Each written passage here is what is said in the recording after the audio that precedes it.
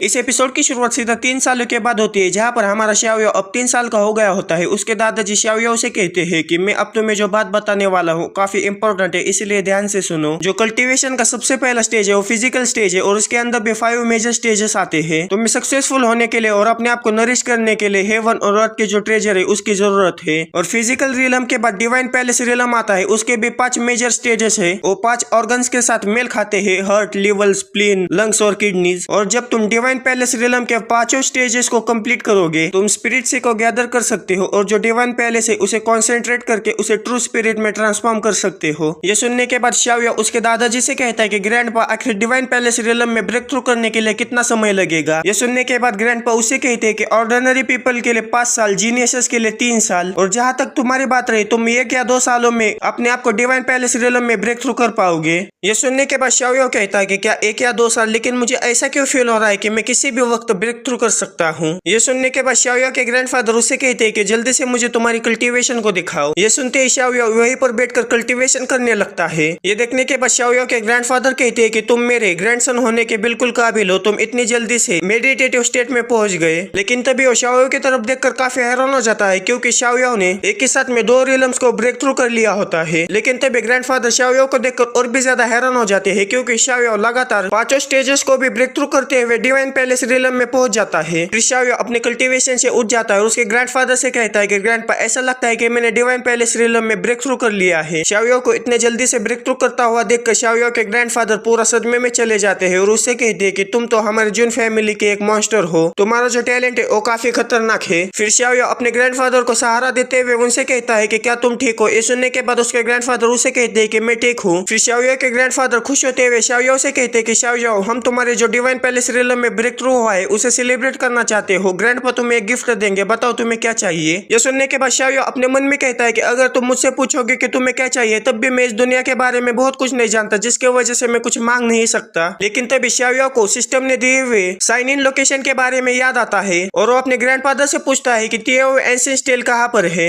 ये सुनने के बाद उसके ग्रैंडफादर उससे कहते हैं कि क्या तियाओ एंशिएंट टेल, ये कितना बड़ा कोइंसिडेंस है। तियाओ एंशिएंट टेल के बारे में तुम्हारे ग्रैंडपा से अच्छा कोई भी नहीं जानता। ये होंगटेंग इमोर्टल डोमेन में खड़ा हुआ एक स्टोन है और जब तुम उस पत्थर के ऊपर अपना हमला करोगे तो वो पत्थर तुम्हारे फिजिकल बॉडी की जो स्ट्रेंथ है उसे बताएगा। उसे जून फैमिली ने उस जगह पर से खोदकर मार्शल आर्ट अरेना में लगा दिया ताकि जो एंगर डिसाइपल्स है वो अपने फिजिकल स्ट्रेंथ को वहां पर जाकर टेस्ट कर सके। ये सुनने के बाद शाओयो काफी खुश हो जाता है और अपने मन में कहता है कि ये तो काफी क्लोज है, क्या किसी भी मामले में हम यहाँ पर जल्दी पहुंच सकते हैं। ये सुनने के बाद शाओयो चमकती निगाहों से उसके ग्रैंडपा की तरफ देखते हुए उनसे कहता है कि ग्रैंडपा, क्या आप मुझे ताइओ प्राचीन स्टील को देखने के लिए ले जा सकते हैं। मैं पहले से ही डिवाइन पैलेस रिलम में ब्रेक थ्रू कर चुका हूँ, इसीलिए मुझे जानना है कि आखिर मेरी फिजिकल स्ट्रेंथ कितनी है। ये सुनने के बाद शाओयो के ग्रैंडपा उसे अपने कंधे पर बिठाते हुए उससे कहते हैं कि हाँ ठीक है, मैं तुम्हें वहीं पर लेकर चलता हूँ। फिर वहां से सीन चेंज होकर हमें मार्शल आर्ट अरेना का सीन दिखाया जाता है, जहाँ पर एक लड़की उस पत्थर के पास आकर उसे देखती है और अपने हाथों में काफी ज्यादा एनर्जी इकट्ठा करते हुए उस पत्थर के ऊपर अपना एक मुक्का चला देती है।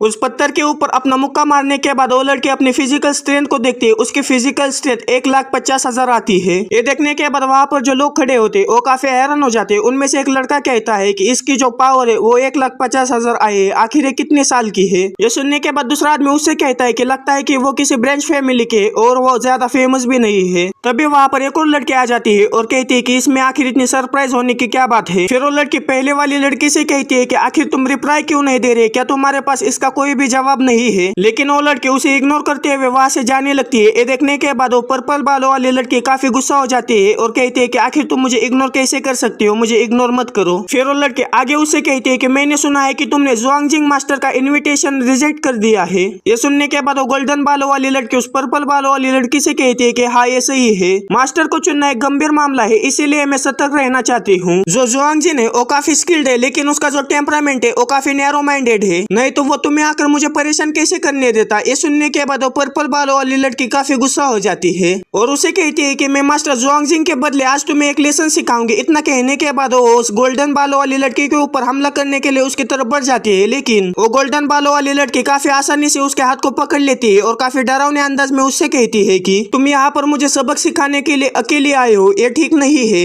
लेकिन तभी हमारा शाओयो उस पत्थर के पास आते हुए कहता है कि अच्छा तो ये वो जगह है। शाओयो को अचानक से वहां पर देखकर वो गोल्डन बालों वाली लड़की और वो पर्पल बालों वाली लड़की काफी हैरान हो जाती है और वो गोल्डन बालों वाली लड़की अपने मन में कहते हैं कि आखिर ये बच्चा यहाँ पर से अचानक से कैसे अपीयर हो गया। तभी हमारे शाओयाओ को सिस्टम का नोटिफिकेशन आता है कि जो चेकिंग लोकेशन है तियानो एंसिस्टल, वहाँ पर चेकिंग सक्सेसफुली हो चुका है। वहाँ पर सक्सेसफुली चेकिंग करने के बाद सिस्टम हमारे शाओयाओ को एक 6 स्टार रिवॉर्ड देता है, जो कि डिवाइन एलिफेंट इम्प्रेसिंग क्यूआई होता है। उसे देखने के बाद शाओयाओ कहता है कि आखिर ये क्या चीज है। जब मुझे लास्ट टाइम रिवॉर्ड दिया गया था वो प्री मॉडल सेंटली बॉडी थी जो कि 8 स्टार की थी। क्या ये सिस्टम जो स्टार लेवल दिखाता है वो उस टेक्निक की स्ट्रेंथ है? मुझे ये जानना है कि स्टार का हाईएस्ट नंबर क्या हो सकता है। तभी शाओयाओ के पीछे से वो पर्पल बालों वाले लड़के उसके ऊपर चिल्लाते हुए उससे कहते हैं कि हे बच्चे, आखिर तुम कौन हो और तुम जानते हो कि ये जगह कौन सी है? यहाँ पर बच्चे अलाउड नहीं है। ये सुनने के बाद शाओयाओ उसकी तरफ देखते हुए कहता है कि आखिर ये लड़की कितना चिल्लाती है। फिर शाओयाओ उस लड़की से कहता है कि तुम मुझसे पूछ रहे हो कि आखिर मैं कौन हूँ? मैं सेलेस्टर एम्परर पैलेस का शाओयाओ हूँ, क्या कोई ऑब्जेक्शन है? सेलेस्टर एम्परर पैलेस का नाम सुनते ही जो गोल्डन बालों वाले लड़की होती है वो काफी हैरान हो जाती है, और साथ ही में सेलेस्टर एम्परर पैलेस का नाम सुनते ही वहाँ पर जितने भी डिसाइपल्स होते हैं वो भी काफी हैरान हो गए होते हैं। उनमें से एक लड़की कहती है कि क्या ये बच्चा वो हो सकता है जिसने की 18 जनरेशन के एंसेस्टर को सेक्लूजन से बाहर आने के लिए मजबूर किया और जिसे डिवाइन चाइल्ड का टाइटल दिया गया हो। और उन सारे डिसाइपल्स को हैरान होते हुए देखकर वो पर्पल बालों वाली लड़की अपने मन में कहते हैं कि आखिर यहाँ पर क्या हो रहा है, सारे लोग इतने एजिटेटेड क्यों है। तभी वो गोल्डन बालों वाली लड़की उस पर्पल बालों वाली लड़की के सर को पकड़कर जमीन पर पटकते हुए हमारे शाओयाओ से कहते हैं कि जून फैमिली के जो डिसेंडेंट है वो डिवाइन चाइल्ड को अपनी रिस्पेक्ट दिखाते हैं। अपने सर को इतनी जोर से जमीन पर पटका हुआ देखकर वो पर्पल बालों वाली लड़की अपने मन में कहती है कि ये जो ट्रबल मेकर है इसने पर्पसली ऐसा किया है। फिर वो हमारे शाओयाओ को रिस्पेक्ट दिखाते हुए उससे कहती है कि मैंने पहले जो कुछ भी किया है उसके लिए मुझे माफ कर दीजिएगा। और उन दोनों को इस तरह से झुकता हुआ देखकर वहाँ पर के जो डिसाइपल्स होते हैं वो काफी हैरान हो जाते हैं। फिर वो सारे डिसाइपल्स हमारे शाओयाओ के सामने झुकते हुए उसे रिस्पेक्ट दिखाने लगते हैं। ये सब कुछ देखकर हमारा शाओयाओ कुछ समय तक कुछ समझ नहीं पाता और अपने मन में कहता है कि आखिर यहाँ पर क्या हो रहा है। क्या किसी को इस समय पर मुझसे क्वेश्चन पूछने के लिए आगे नहीं आना चाहिए था? और साथ ही में वो काफी डिसअपॉइंट होते हुए कहता है कि और कोई अपनी अथॉरिटी का इस्तेमाल करते हुए मुझे पब्लिकली झूठा ठहराता, लेकिन इसे भूल जाओ, मैं तो सिर्फ इस तियानो एंसिस्टल के पास अपने फिजिकल स्ट्रेंथ को चेक करने के लिए आया हूँ, और जो मैं यहाँ तक आ ही गया हूँ तो कोशिश न करने का कोई मतलब नहीं होगा। इतना कहने के बाद शाओयाओ अपनी आंखें बंद कर लेता है और अभी जो सिस्टम ने उसे टेक्निक दी थी उसे परफॉर्म करने लगता है। उस टेक्निक को परफॉर्म करते वक्त वो काफी कुछ बताता है जो कि मेरे कुछ समझ में नहीं आया और आपके भी किसी काम का नहीं है, इसीलिए मैं उसे स्किप करने वाला हूँ। फिर शाओयाओ अपनी आंखें खोलकर उस पत्थर के ऊपर काफी जोरदार हमला कर देता है। उस पत्थर के ऊपर अपना हमला करने के बाद जो शाओयाओ की फिजिकल स्ट्रेंथ आती है वो 10,000 आती है। ये देखने के बाद वहाँ पर के जो डिसाइपल्स है उसकी तरफ देखते रह जाते हैं और शाओयाओ अपने मन में कहता है कि इस टेक्निक का इस्तेमाल करते वक्त मैंने मेरे अंदर की जो इनर स्पिरिचुअल एनर्जी है उसका इस्तेमाल बिल्कुल भी नहीं किया, फिर भी इतनी ज्यादा पावर आई है, मुझे फिर से कुछ अच्छा मिला है। शाओयाओ की 10,000 फिजिकल स्ट्रेंथ को देखने के बाद वहाँ पर के डिसाइपल्स आपस में बातें करने लगते हैं। उनमें से एक डिसाइपल कहता है कि मुझे याद है वो अभी सिर्फ 3 साल का है और जन्म से ही इसके पास काफी अच्छे रिसोर्सेस है, ये तो काफी इंप्रेसिव है, तुम 3 साल के बच्चे से और भी ज्यादा एक्सपेक्टेशन कैसे लगा कर रख सकते हो। ये सुनने के बाद दूसरा डिसाइपल उसे कहता है कि लेकिन वो डिवाइन चाइल्ड के टाइटल के साथ नहीं जी सकता।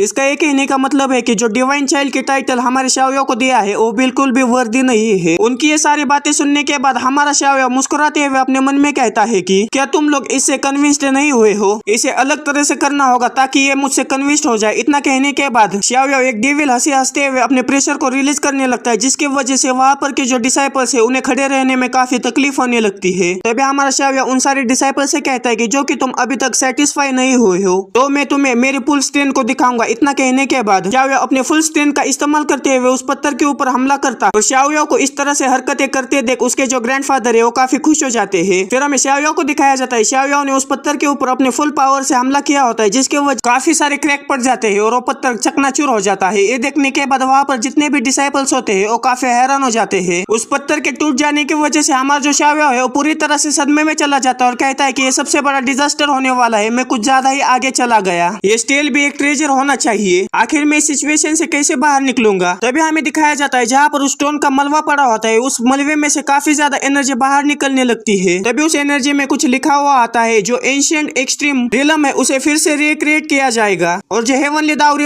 है उसे ग्रांट किया जाएगा। ये देखने के बाद हमारा शाओयाओ कुछ समझ नहीं पाता और कहता है कि क्या एंशिएंट एक्सट्रीम रिलम आखिर ये क्या है। तभी हमें दिखाया जाता है वो जो एनर्जी है वो पूरी तरह से हमारे शाओयाओ के बॉडी के अंदर एब्जॉर्ब होने लगती है। तभी वहाँ पर हमारे शाओयाओ के ग्रैंडफादर आकर मुस्कुराते हुए कहते हैं कि अच्छा तो एंशिएंट एक्सट्रीम रिलम, इससे ये पता चलता है कि जो काउंटलेस पास्ट एरास थे तुम्हारी एज जितने लोगों के पास तुम्हारी जितनी स्ट्रॉन्गर फिजिकल बॉडी नहीं थी, तुम अभी डिवाइन पैलेस रिलम के अंदर ब्रेक थ्रू किया है और तुम तुमने इमीडिएटली स्पिरिट श्रीलम के जो दहलीज है उसे छू लिया है। अभी हमारे शाओयाओ के ग्रैंडफादर हमारे शाओयाओ से कहते हैं कि लेकिन अभी तुमने जिस मूव का इस्तेमाल किया आखिर वो कौन सा मूव था और आखिर तुमने उसे कहाँ से सीखा। सुनने के बाद हमारा शाओयाओ एक क्यूट सा चेहरा बनाते हुए उसके ग्रैंडफादर से कहता है कि लेकिन जो एंशिएंट स्टील था वो टूट चुका है। ये सुनने के बाद उसके ग्रैंडफादर उससे कहते हैं कि ये टूट चुका है, इसमें इतनी बड़ी क्या बात है। तभी हमारा शाओयाओ उनमें से एक पत्थर को उठाते हुए उसके ग्रैंडफादर से कहता है कि आखिर आप ऐसे कैसे कह सकते हो, ये हमारे जुन फैमिली का एक ट्रेजर है, अगर हम इसे ठीक कर देंगे तो इसका इस्तेमाल किया जा सकता है। शाओयाओ की इतनी क्यूट हरकतें देखकर उसके जो ग्रैंडफादर है वो जोर जोर से हंसने लगते हैं और उससे कहते हैं कि